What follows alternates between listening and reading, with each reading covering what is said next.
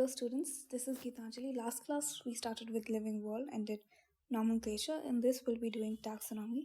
Now, what is taxonomy? Taxonomy is the science, right? It is the science that deals with four basic things. First one is characterization. Characterization is basically observing all the characters. Let us say you have a deer, you'll tell it has four limbs, two horns, and fur, right? So that is basically characterization. Next is identification. Okay, identification is that next time you see that animal, you see the same animal, you have to identify it as, let us say, a deer. You have to identify it as the deer without any confusion in the characters, or without any, you have to say it without any ambiguity. You are supposed to identify that animal the next time you come across it, right? Next one is classification. Okay, classification, after being able to identify, you'll have to classify this with in groups the in which organisms similar to itself are present. That is classification.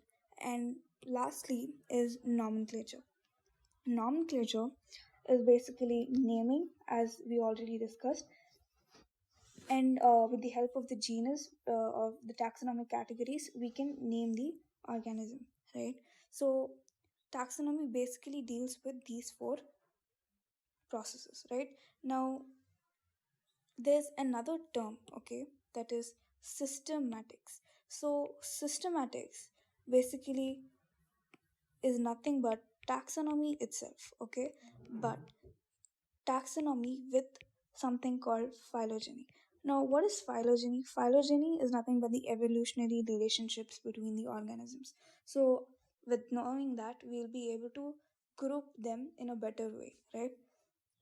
So, based on this itself, Carl Linnaeus, he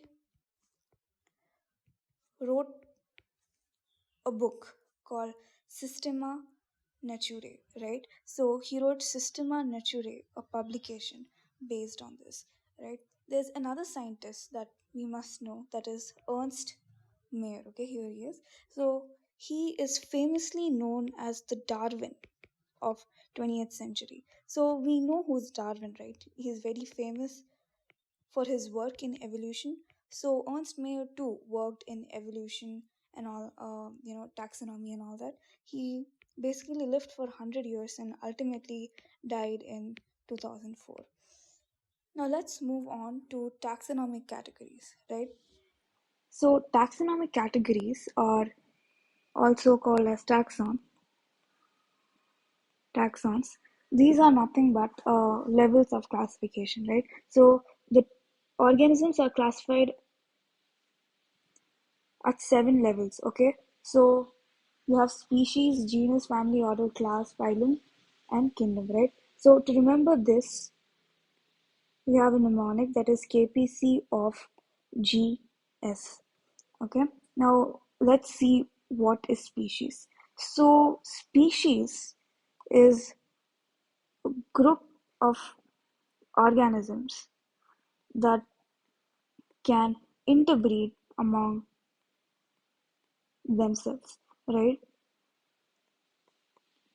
And examples of species, here you have lion, Panthera leo, okay, humans, Homo sapiens, and Solanum tuberosum, that is potato, right? So all these species can interbreed among themselves. It is the lowest level of classification, right?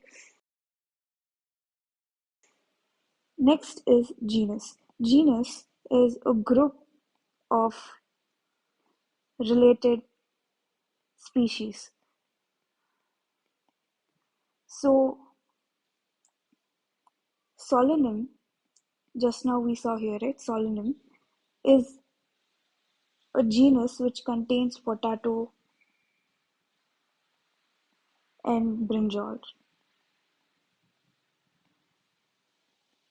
And this Panthera also contains many species, this genus, like Panthera leo, which is basically lion, and then a Panthera pardus, which is leopard, and then Panthera tigris, which is tiger.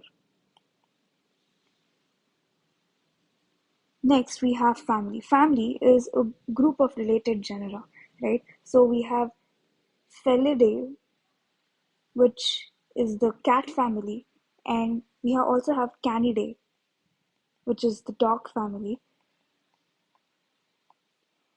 and Solanaceae is a plant family, right? It contains Petunia, Datura, Solanum, the various genera inside them, right?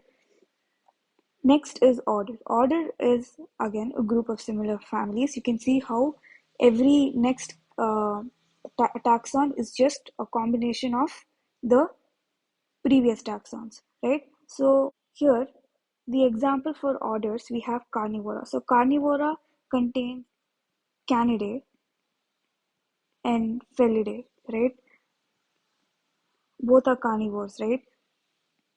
And polynomial contains families like Convervaceae and Solanaceae.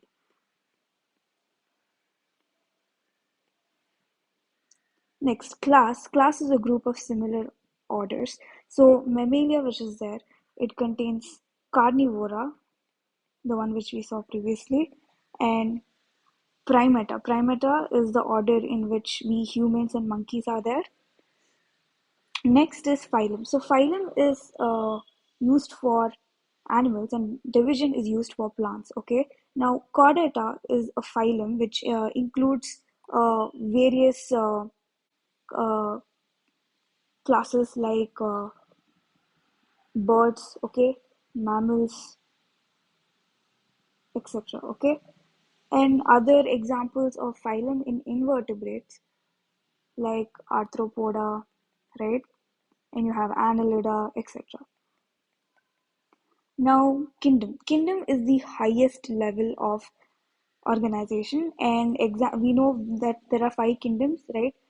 Animalia, okay, we have Protista is a kingdom, okay, Monera is a kingdom, Plantae is a kingdom. So, kingdom is the last level of classification.